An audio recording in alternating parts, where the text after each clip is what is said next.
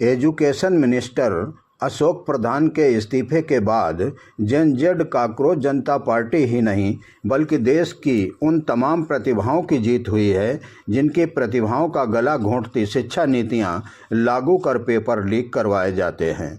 यहाँ पर न तो सरकार का कोई खंभा टूटा है और न ही सत्तारूढ़ सरकार गिर गई है, बल्कि सरकार को युवाओं ने यह चेतावनी दी है कि देश की नीतियों में सुधार की ज़रूरत है।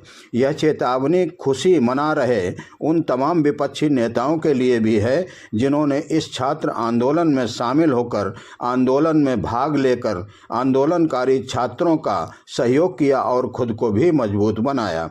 सभी विपक्षी दलों के इस आंदोलन से यह भी समझ लेना चाहिए इस के बदलते भारत के शिक्षित युवाओं को अब पुराने घिसे पिटे सरगम सुनाकर इन पर शासन नहीं किया जा सकता, जिसकी वजह से वह अपनी बनी हुई सरकारें खो चुके हैं। सोशल मीडिया पर भ्रम फैलाकर देश की गोदी मीडिया ने भी इस छात्र आंदोलन में अपनी पहचान कर ली है। वहीं राजनीतिक दल, चाहे वह सत्ता पक्ष हो या विपक्ष के आईटी सेल को आज के पढ़े लिखे नौजवान युवाओं ने पूरी तरह समझ लिया है, क्योंकि उनका जन्म होते ही उनके हाथ में मोबाइल पहुंच जाता है। आज के शिक्षित युवाओं को अब अशिक्षित और जुमलेबाज तथा भ्रष्टाचारी नेताओं की जगह ईमानदार और पढ़े लिखे नौजवानों के हाथों में देश की बागडोर देने के संकेत दिखाई दे रहे हैं। यहाँ काकरोच जनता पार्टी और देश के भविष्य संवारने वाले छात्र छात्राओं का आंदोलन, जिसे अमेरिका, पाकिस्तान, चाइना का एजेंट और न जाने क्या क्या कहा जा रहा था। अगला संवाद सुनने के लिए फॉलो कीजिए और यदि आपको सही लगे तो चैनल को शेयर कीजिए, ताकि इस पर छात्र छात्राएं विचार कर सकें।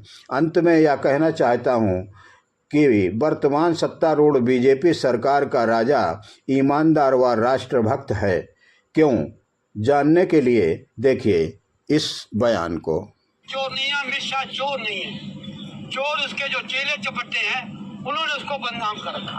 मैं आपको फिर कह दूं, 12 साल उसने गुजरात में राज किया है, उसके ऊपर कोई दोष नहीं लगा है। 12 साल यहाँ राज किया है, उसके ऊपर दोष ही लगा हुआ है। लेकिन जो दोष लगा है वो उसके जो चेले चपट्टे हैं उस पर लगा है।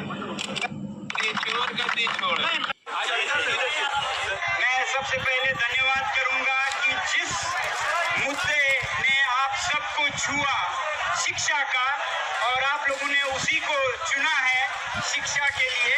और आप एक तरह से, मैं इसे प्रोटेस्ट नहीं कहूंगा, इसे मैं आग्रह कहूंगा। आग्रह करने हम चुके हैं।